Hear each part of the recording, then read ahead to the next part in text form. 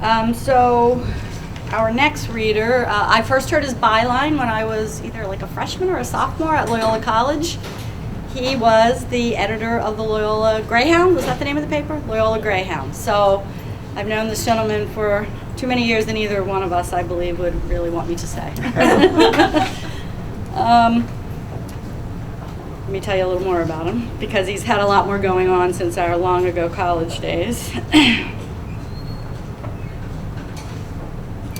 Baltimore satirist Dr. Belz is an award-winning writer who has published essays, poetry, and fiction for more than 30 years. Oh, there's that number.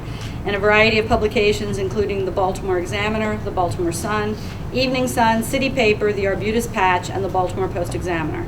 He is the author of White Asparagus, a collected works, which is available for sale in the back of the room. So please welcome Dave Belz, known professionally as Dr.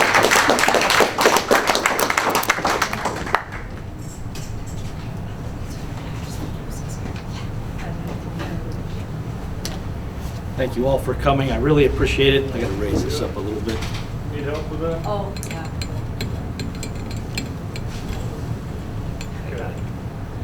Thank you. Thanks, Deb and John, for coordinating this wonderful series. This is its second home, but it's just as good. And thank you all for coming. This is really neat to have an audience like this on a Saturday evening. Bill, I have to tell you, I mean no disrespect to your subject matter, but I'm a humor writer. I'm a satirist, so we're going to lighten things up a little bit, and maybe that's appropriate. Fiction writers read and they listen for, I think, gasps, and they listen for snores. And humor writers have another measure. They listen for laughs. So please don't feel like you're insulting me if you laugh at my stuff. I'm waiting for it. I'm going to read a couple of, I sort of have gotten into a genre, and the genre is the short newspaper op-ed piece, which runs about 700 to 900 words, very rarely longer than that. And it's kind of difficult to be funny in 700 words. And recently I got into writing for online newspapers, newszines, and the length there is a lot shorter yet, so it's getting down to being funny in 300 words. It's a little bit difficult. So you'll hear that, and the structure of these is very quick. I'm going to read one that was recently published in the Baltimore Post-Examiner, and this is called Occupy My Trousers. And satirists, I always say, write about things that make them angry, and they want to kind of poke a subject in the eye and say, you shouldn't be doing that. My politics are actually very sort of independent, moderate, in the middle, but when the Occupy movement started, I got kind of a little irritated, and I said, you know, you're just missing it. Like Martin Luther King Jr., if he were here today, he'd tell you, and I stopped. And I went back and I read the letter from Birmingham jail, and one line jumped out at me, and I thought, well, I'll kind of play with this line. And the line is, Martin Luther King Jr. says, I am cognizant of the interrelatedness of all communities and states. We are caught in an inescapable network of mutuality, tied in a single garment of destiny.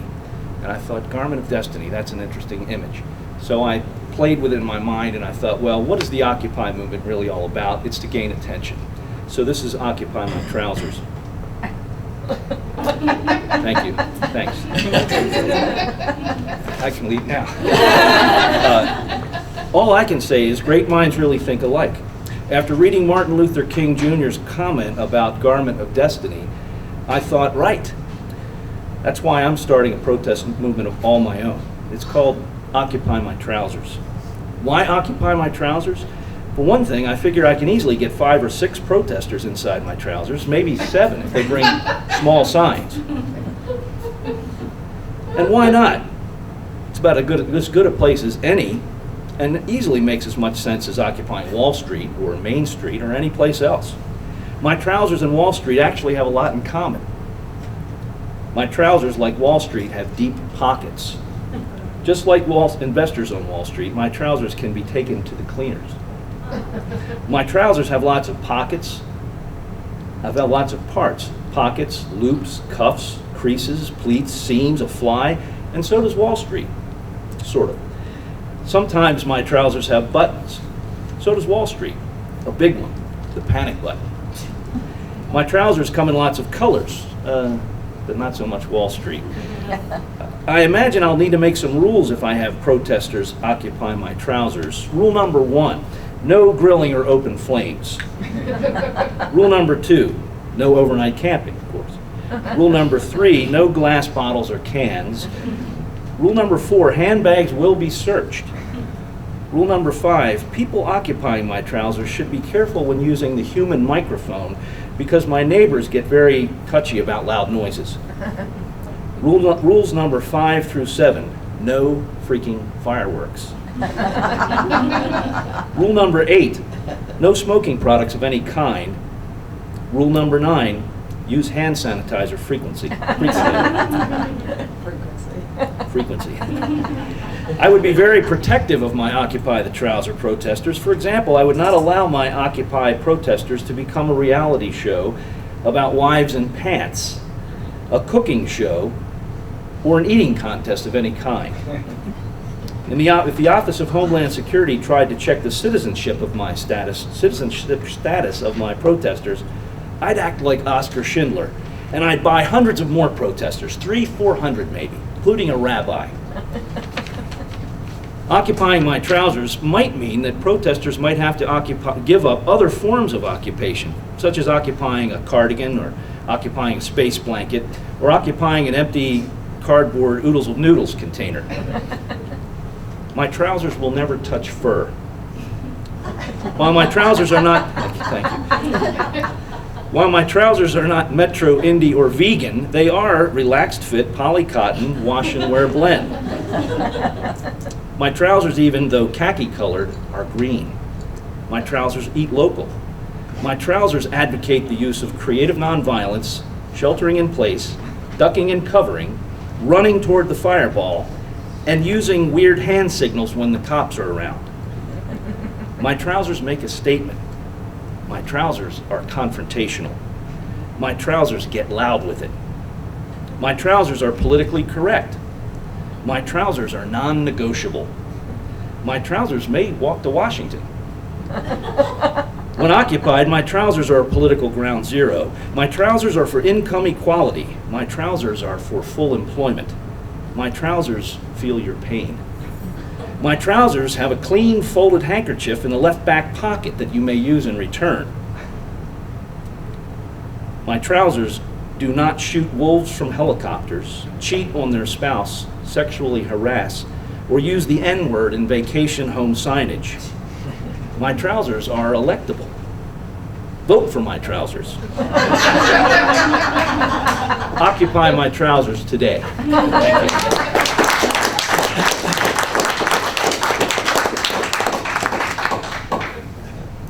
Excuse me. This next piece is called Bibliophrenia. And I'll just read it. Doesn't need any. Oh, I do need to introduce this. When I wrote this last year, the Orioles were in the basement. They were just not doing any good. It begins, my friend Bob was feeling down recently. At first he thought it was just the Orioles. Then he said it was bad dreams about Mr. Bo's stick body. The potato chip girl turned out to be a dominatrix. Thank you. I thought maybe he needed some good old-fashioned Baltimore shock therapy. Try eating a whole box of burger cookies, I said. I did, he said, nothing. And then I went to Gino's because, well, you know, Gino's. Bob had tried everything, even watching the GOP presidential debates, but nothing could cheer him up. Finally, Bob went to a therapist who ruled out everything that wasn't at the root of Bob's funk. No midlife crisis, no failed marriage, no repressed memories of a screwed up childhood, no unredeemed gift certificates to Burke's restaurant. The therapist thinks she may have discovered my problem, he told me a couple of weeks later. It's because I haven't written a book. That's impossible, I said. You must have written a book. Everyone else has. Maybe you wrote one and forgot about it. No, he said sadly, I haven't even started writing a book. Then what do you use Facebook and Twitter for, I asked him. I know, he said. My therapist wants me to write a book immediately. I just don't know what to write about. That's never stopped anybody, I told him. People write books about anything that crosses their minds. Some people even write books about the same thing over and over again. They let you do that? Bob was flummoxed. Yeah, pick an idea, write 300 pages on it, and presto, a book. The look in Bob's eyes was like a deleted scene from a John Waters movie. Yeah, he said. How about a book about a giant eel that slithers up out of the Chesapeake and eats Erdman Avenue from the city line to Harford Road? I couldn't help it, I had to tell him. Sorry, Bob, it's been done 100 times.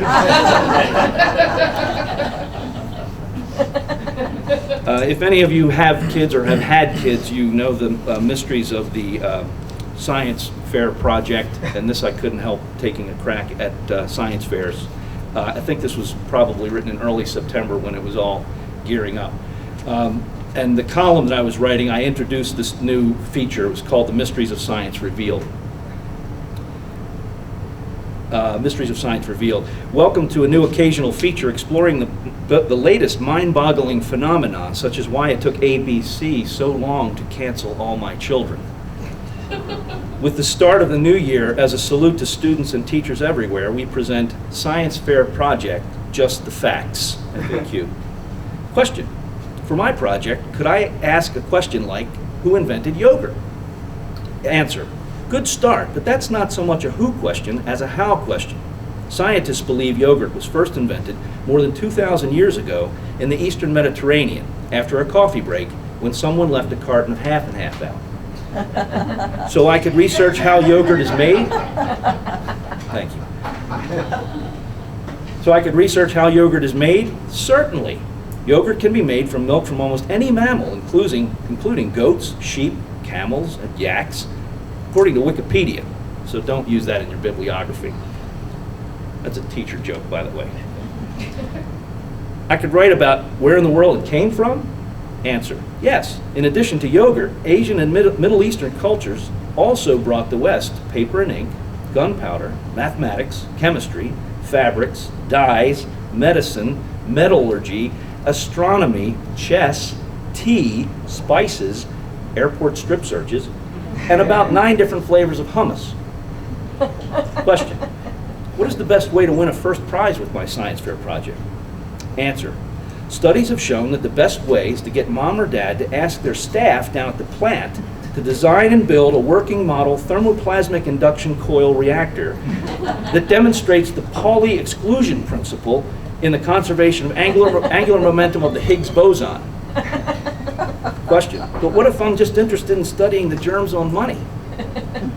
Answer. Okay, kid. How about if you just make a space helmet out of a dry cleaning bag? Question. Or how about getting to proving that human beings can learn to live together peacefully? Answer. Unfortunately, science fair projects cannot be based on science fiction. Question. Okay, then can I just grow sea monkeys?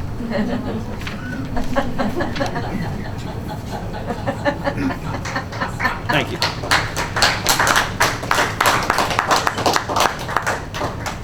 This next is very short, called Underachievers in Heaven. And I figure there are a lot of underachievers in heaven. God's probably just sort of sorting through them day by day. Think competitive eating contests, housewives, reality shows, and congressional brinksmanship are bad? Here's a glimpse of what is really going to happen at the end of the world. The Earth stops spinning and orbiting the sun. In an instant, like Walmart at Christmas, everything crashes into everything else. So it becomes virtually impossible to find your phone charger. The oceans boil off into space, prompting the 24-hour news channels to broadcast live from the dry ocean bottom. It's mostly covered with sunken ships, glass empties, wedding rings, golf clubs, and lots of loose change. An animal rapture occurs. All of them, including viruses, sharks, killer bees, vampire bats, cobras, deer ticks, pit bulls, flesh-eating bacteria, even stink bugs, all go right to animal heaven. God later says they never trash-talked anybody. Humans, on the other hand, even the long-dead ones, mill around texting and checking their Facebook pages, waiting to be sorted out according to how they followed or ignored the golden rule. Jesus is clearly cheesed off. since he product placed it in every venue he could think of, including hieroglyphics, bar exams, Twitter, smartphone apps, satellite radio, and still people tailgated each other doing 70 down the Beltway. Miraculously, everybody appears to be 21 years old, although they've been getting served for a couple of years now thanks to a pretty good fake ID. This even includes people who didn't live that long, or were burned or blown up, crushed, drawn and quartered, or spent an afternoon at the MBA. People with Botox or collagen injections are irked because they can't get their money back. Unused portions of Viagra are non-refundable. God shows up on the talk shows. He looks a little heavier than people expect, but it could just be the camera. Humanity hasn't accomplished all that much, he says. No cure for cancer, no solution for world hunger, no sustainable energy source. No humans permanently living on other planets. You can't even keep water out of the basement reliably. So what have you been doing? We collectively shrug. Ever watch the Food Network? This piece is due to appear in the Baltimore Post-Examiner, I believe this week. It's my last one. It's called, the column is called The Indispensable Oyster, and this question of the title is, Are Americans Cheap? My friend Cletus, among many other things, is a compulsive statistician. He's one of those people who ends up getting beamed in the head at the ballpark because he's busy writing on the scorecard. Cletus knows his average blood pressure at any given time of the day. He knows average rainfalls for major world capitals. He knows how many Beatles and Marx Brothers there were. 7 and 5, respectively. Cletus knows numbers all right, but they won't even let him in the audition for The Price is Right. So recently, Cletus hears me complaining about $4 a gallon gasoline and stops me. You know, the thing about Americans is that we're all such cheapskates. We never want to spend a nickel more than we have to, he says. Cletus goes on to say that what irritates him about the Secret Service prostitution scandal in Colombia isn't that the men who swore to take a bullet to protect our chief executive took prostitutes back to their hotel rooms. It's that they haggled over the price, he says. He goes on to cite several other examples of how Americans have really chinched out around the world, all but ruining its reputation abroad.